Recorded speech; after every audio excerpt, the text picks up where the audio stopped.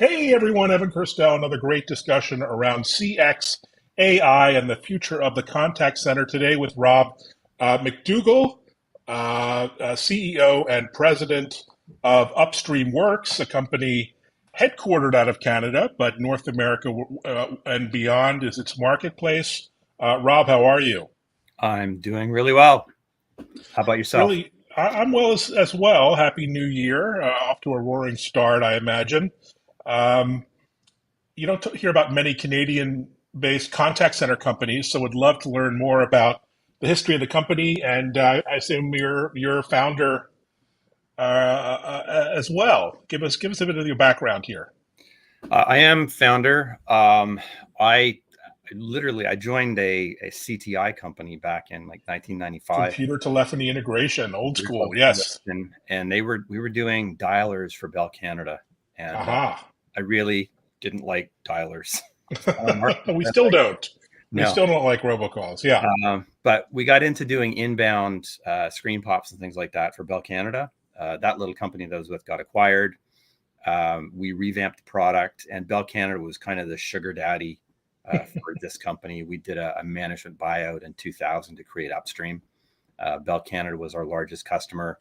We had a really good sort of computer telephony middleware product, Hmm. and we lived on that for a few years. Around 2007, we had our I like this. It was a marketing thing that I read, but we had our bang the fist on the table moment saying like, there's got to be a better way. And looking at the complexity that agents were dealing with on the desktop. And so we came out with a product that we called Upstart. It was a thick client. It ran on Avaya, Nortel, and Cisco. And what it did is it did the computer telephony integration side of things. It brought in email. It brought in chat, and it took all that information, captured all the interactions, reported on it, and provided all of the complex workflows and screen pops and things like that on the desktop.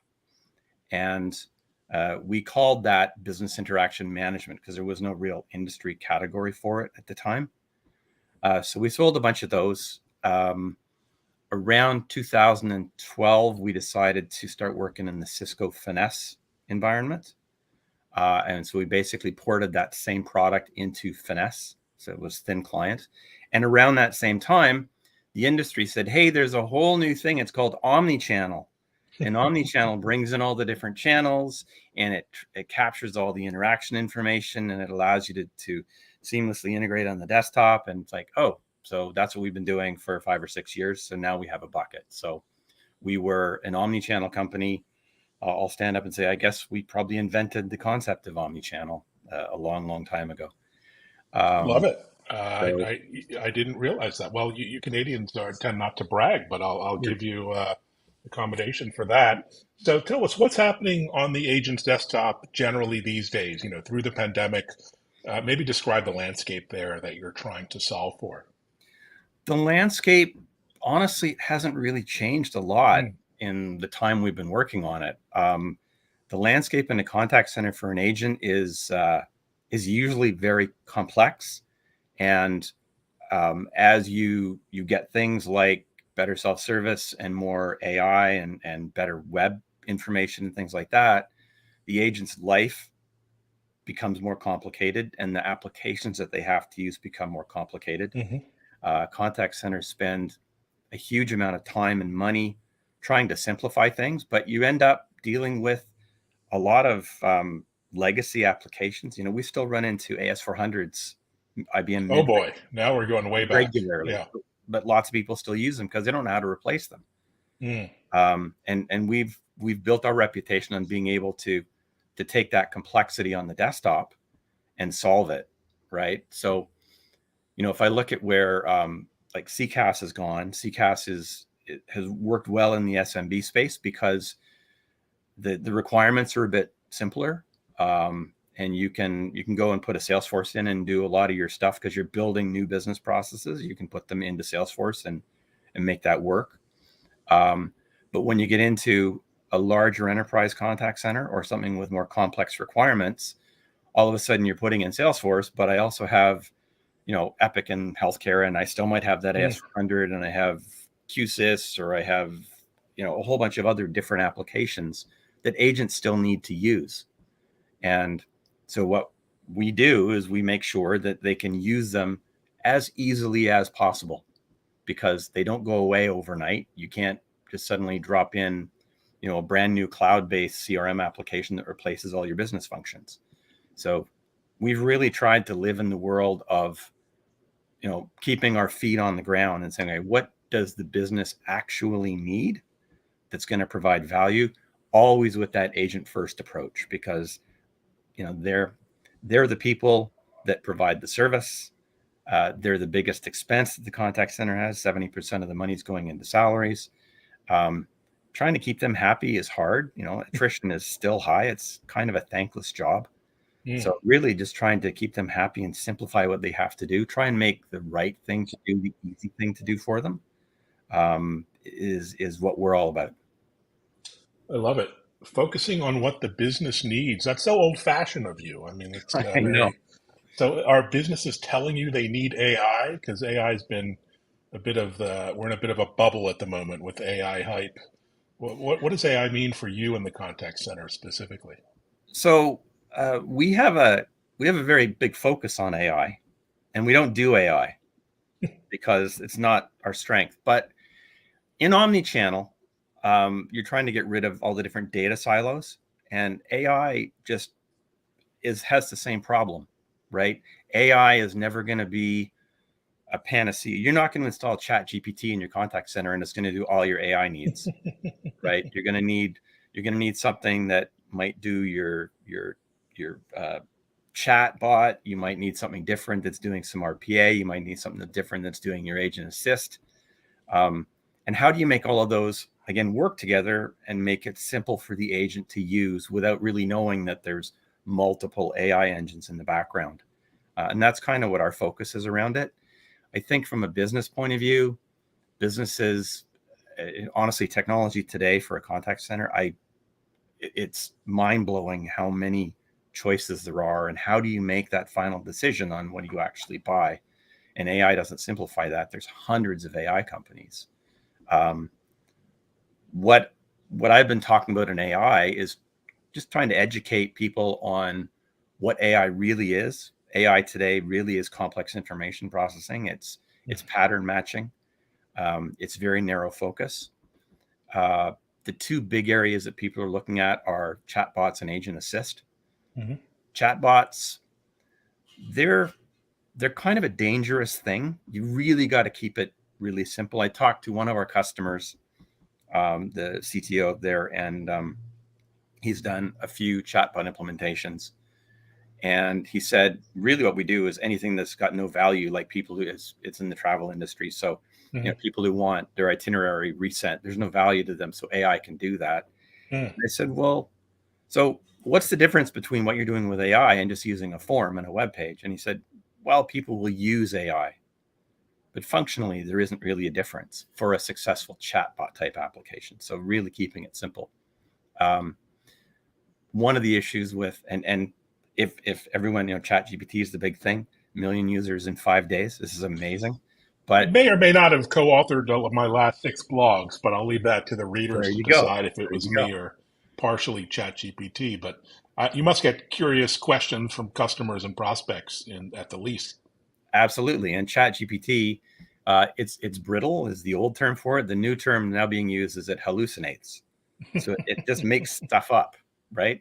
And chat bots can do the same thing, right? They can go off on a tangent. And the thing with a chat bot is there's nothing between your chat bot, sorry, and your customer, right? So if the customer's trying to answer a question and the chatbot's giving it bad information or going off on a long tail tangent, that's your customer experience right there.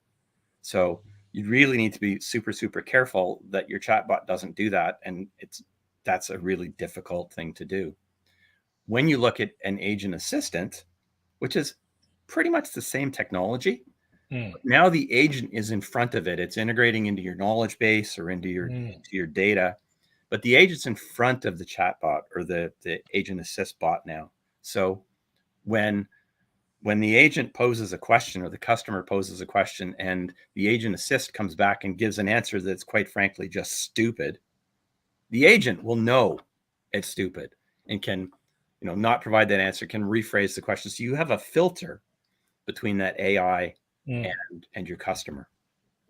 So that's an area. I mean, AI has severe limitations, but as a business, you got to be looking at it because it's very powerful. I said that agent is your most expensive resource, and AI will definitely help your agent do their job. Yeah, absolutely. Particularly think about coaching and training. I mean, there's going to be some great use cases there as well. You mentioned early in the discussion in the early days of Upstream Works partnering with Nortel. That was quite a blast from the past. Very fond memories of working with Nortel. Very sad ending. But Cisco is a preferred solution partner. Tell us about your go-to-market. How do you partner with big tech giants like Cisco? I imagine others as a smaller company you partner with. Yeah. So how we got into Cisco, we have been in the predominantly Nortel and Avaya market, and I mean there was definitely a need for what we were doing, but we weren't getting support from the manufacturer. Mm. We'd be selling, against Avaya Interaction Center as an example. Um, when we started working with Cisco actually, and they came out with the product called Finesse, and it didn't do a lot. And we suddenly had like a full-fledged application that ran inside Finesse. So Cisco really embraced it and supported us really, really well. They brought us into their reseller channels and promoted us. And, so to this day, Cisco still promotes our products. We're available on the Cisco Solutions Plus program. Where we go to market is generally through resellers. I think we have one historical direct customer. All of our sales go through predominantly Cisco or Amazon resellers, where we're training them. We're doing a lot of the heavy lifting, and then it depends on how much they want to bite off. Right, our largest resellers sell our product and do any of the implementation work that goes around it. And some of the other resellers sell our product and pass the implementation work back to us to deal with. So, our goal is to make sure that when the product gets installed, it works. If a reseller does the work on it and then they have issues, we end up being the backstop, and we'll always be that. But again, it's always been an indirect model. We're not set up and have no intention of going to be a direct model because we're not the full solution. You still need, Hmm.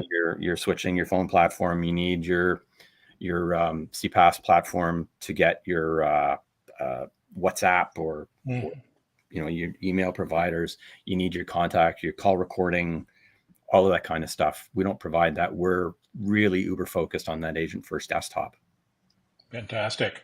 What's your take on the new landscape with some of the cloud hyperscalers?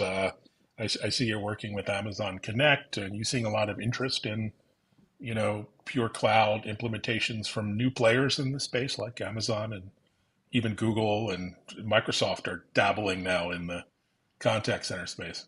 Yeah, it's going to be really interesting where this goes. Things like Amazon is really largely a roll your own kind of solution. Hmm. Um, and I think the thing with contact center as a service, it's done really well in the mid market because it is a one size fits all, right? When you get into a larger, more complex enterprise contact center, they don't want a one size fits all. Mm. I always say you talk to enterprise contact centers and they want something that is one size fits all, is directly off the shelf and just shrink wrapped out of the box. They can install and works exactly the way that their business works. And you can't really do that easily with something like an Amazon Connect. Layering something like an Upstream on top of it, we can bring those features to the table, right? So we're the guys who are dealing with the complexity around those things. And I think, for some of the CPaaS or the CCaaS providers, we give a a market leap forward in terms of helping them get into an enterprise contact center space, because realistically, their products are more designed for, as I said, the mid market right now. Interesting. What's your take on the difference or similarities between the CX contact center world in Canada and the US? We always make the assumption Canada is just like the US, but are there any interesting differences that you've seen in the business? So it used to be easier to sell in the US because the US people would make a decision and Canadians were much more committee based. Mm, Um, since I think even before COVID, that's really changed. mm, Um, I don't honestly see a lot of differences in the market between Canada and the US. I mean, there's things like data sovereignty and stuff like that. mm. But in terms of what people are trying to achieve in the contact center, um, how they're trying to make decisions, I mean, it's the same players. They're looking at the same things. There's really, I don't see a lot of difference in what's going on. What about internationally, outside of North America? What's your fastest growing market? Would you say is it still the US or? Fastest growing is probably EMEA. We Okay. have a bunch of staff in the UK right now, and we've actually gotten a bunch of more recent large deals have come out of the UK environment. Um, I think the UK is good for upstream because some of the other players are slower to come to market there. So even Cisco with some of their enhancements, um, they're slower to get those rolled out in Europe. So we've actually established a really good beachhead there, and we have less competition there than we do in North America. So that's growing really well. Um, Having said that, Cisco in North America, so if you know anything about them, they have their premise-based equipment. Then they Mhm. come out with their WebEx Contact Center, which is a pure cloud offering. But they also have what they call WebEx Contact Center Enterprise, and Mm. that is a cloud-based solution, but it's for an enterprise contact center. And they've really focused and doubled down on the WCCE product, and we fit really well into that market. So the deal flow that we're seeing coming from Cisco right now is actually very substantial in North America, in the U.S. and Canada, and in England. Fantastic. We'll have to catch you at one of the many Cisco events they have around the country. Speaking of events, borders have opened up, so it's fantastic. You can now get in and out of Canada, which is a nice change. Yep. Any Despite, travel you're looking forward to down south here or beyond? well, I've already been on the road. I mean, it was Oh, it's on interesting. January 11th. Well, that was quick. Well, so I haven't been out this year yet. Uh-huh. Last year, we set up, we basically did a big kind of uh, room at the Cisco Impact Conference, which is their sales conference, where we Hmm. had all the Cisco salespeople in and chatted with them and talked about what we did and strategized on deals and things like that for a few days. That went over really, really well. So that was 3 days, the end of August, and then I then came back to Canada for the Labor Day weekend, and then I went back on the road and I did what we called our Innovate 2022 tour, which was really just talking about artificial intelligence and kind of when I was talking earlier about the long tail and um, hallucinating and all that kind of stuff. And I did um, in 3 weeks. I did San Jose, Irvine, Omaha, Denver, Chicago, Minneapolis, Dallas, Tampa, Atlanta, New York, London, Amsterdam, and I'm Barcelona. getting just exhausted just hearing that It itinerary. was it That's was grueling. That was my September. It was on the road, and thankfully, and this was actually a blessing in disguise. I actually got COVID the beginning of August. of course you did, So, but because I got it out of the way. So I had oh, my I see. immunity superpower. I had all my vaccinations, plus I'd had COVID. So, because I was worried if I got COVID during that trip, I would have had a problem. But That would be a problem. Well, I'm glad you've recovered nicely. I hope to see you maybe at some place like IT Expo, a show I'll be at. Enterprise Connect is a big show here And I'll be down. in We're not March. exhibiting in Enterprise Connect, but I'll be down there. Okay, well, I'll catch up with you there. Thanks so much for your insights and giving us a little tour de force of the contact center marketplace. Much appreciated. And we have snow coming soon, I heard. So, It'll stay happen. warm up in Toronto. All I right, Rob, good appreciate to chat. appreciate the time, Evan. Take care. Thank you.